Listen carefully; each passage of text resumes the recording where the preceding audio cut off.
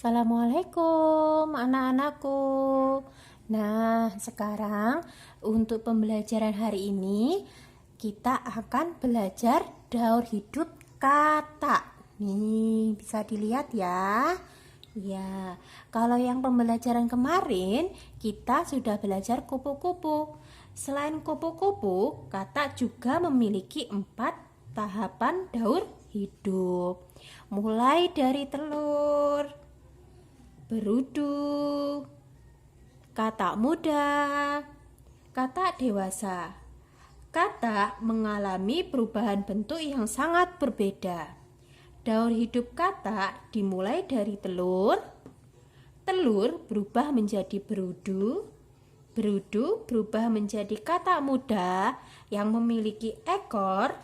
Kata muda kemudian berkembang menjadi kata dewasa. Nah, itu tadi daur hidup kata.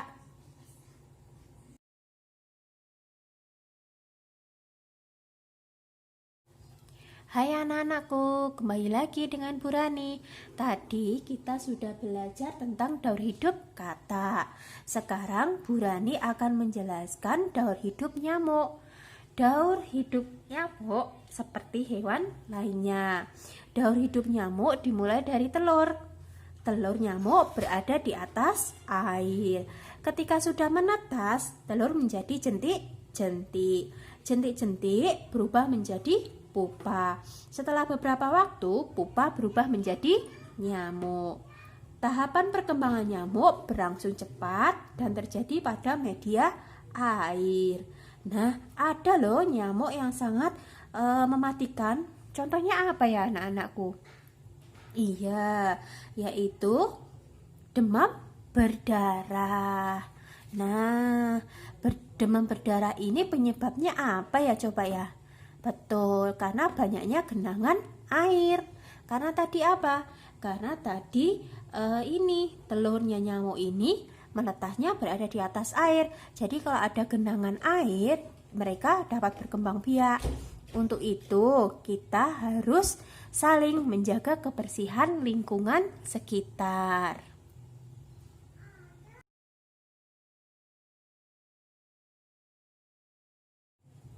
Halo anak-anakku.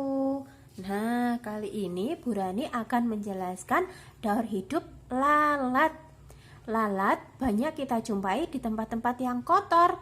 Contohnya timbunan sampah dan kotoran.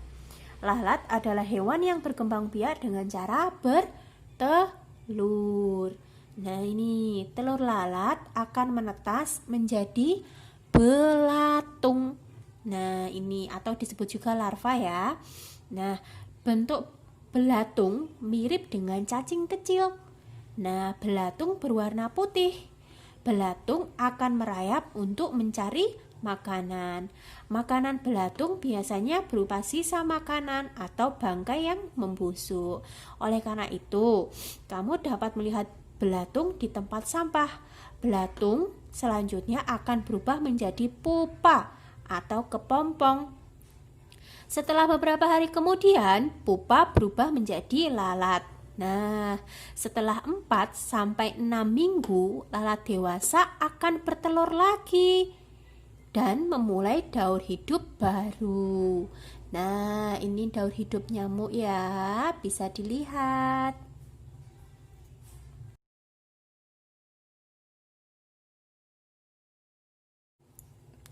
Nah, untuk yang terakhir, Bu Rani akan mengingatkan kembali tentang daur hidup kupu-kupu. Walaupun ini di pembelajaran sebelumnya sudah diajarkan, tapi biar ingat kembali ya.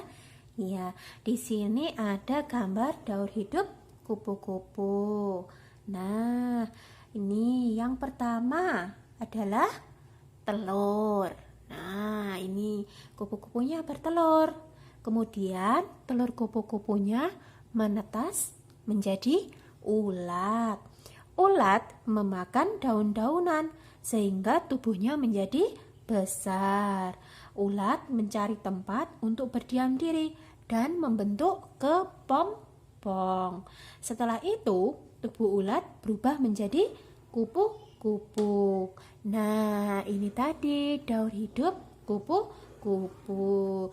Semuanya yang tadi Bu Rani ceritakan adalah makhluk hidup yang diciptakan oleh Allah Subhanahu wa Ta'ala.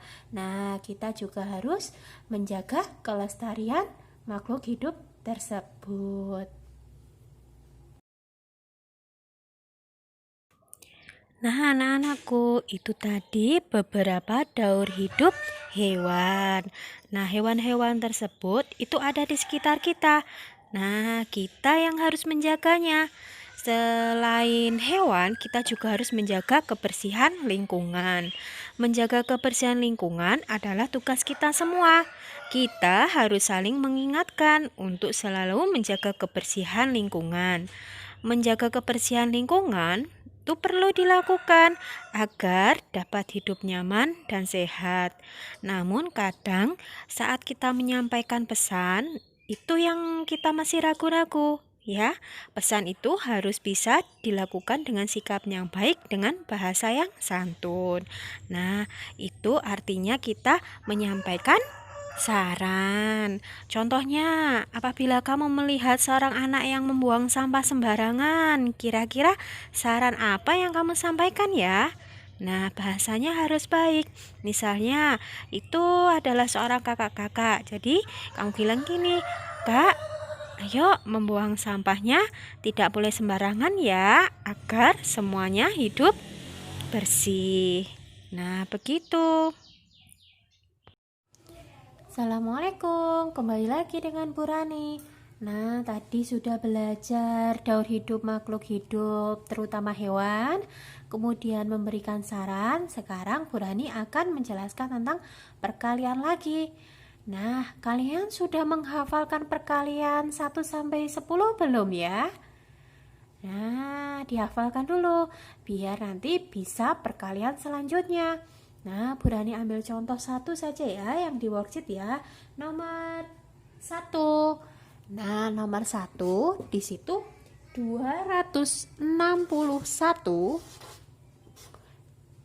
dikali 2. Bagaimana cara mengerjakannya ya? Nah, satuan dengan satuan. 1 kali 2, 2. Ini Bu Rani kasih tanda dulu ya. Jadi yang dikerjakan yang satuannya dulu. 1 kali 2, 2. Kemudian nih puluhannya. 6 dikali 2 berapa kira-kira? 12. Karena 12 ya, berani ditulis ya. Karena 12 itu ada 2 angka, yang ditulis di sini adalah yang belakangnya saja. Jadi yang ditulis adalah 2.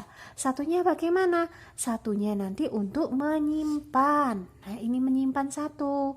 Sekarang yang ketiga, 2 dikali 2 berapa? 4. Betul. Nah, karena tadi masih menyimpan 1, kita tambahkan 4.